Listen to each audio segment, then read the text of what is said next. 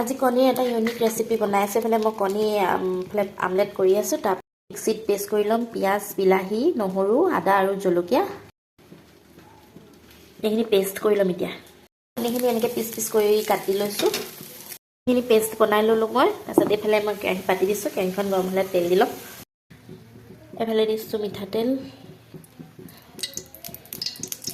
এইফালে দুখিলা তেজপাত অকণমান পাঁচফোৰণ ফুটাই লৈছোঁ ইয়াতে এয়া মই এইখিনি বনাই লৈছিলোঁ যে পেষ্ট ইয়াত চব দিয়া আছে কাৰণে মই ইয়াত একো দিয়া নাই এইখিনি মই ইয়াতে দি দিম এইখিনি এতিয়া তেল বিৰিঙি অহালৈকে মই ভাজি ল'ম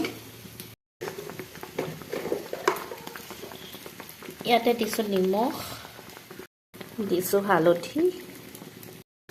দিছোঁ অকণমান জিৰা ধনিয়া পাউডাৰ এইখিনি এতিয়া ধুনীয়াকৈ ভাজি ল'ম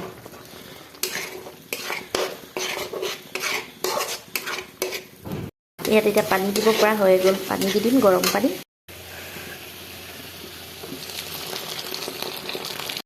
ইয়াতে মই এতিয়া উতলি থকা পানীত কণী কিপিচ দি দিম